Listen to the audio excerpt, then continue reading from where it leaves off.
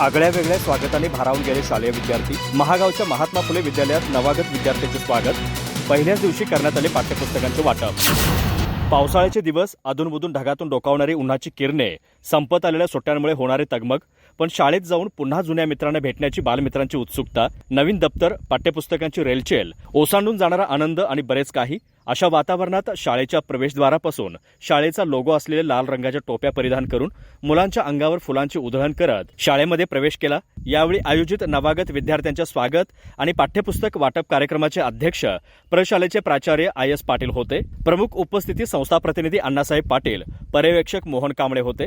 स्वागत आणि प्रास्ताविक प्रकाश चौगुले यांनी केलं। यावेळी नवागत विद्यार्थ्यांचे पुष्प देऊन स्वागत करण्यात आलं, तसेच पाठ्यपुस्तकाचे वाटप केलं। पर्यवेक्षक मोहन कांबळे यांनी शाळेतील विविध उपक्रम आणि वर्षभरातील कामकाजाचा आढावा घेतला। सूत्रसंचालन महेश पाटील यांनी केलं, तर आभार किरण पाटील यांनी मानले।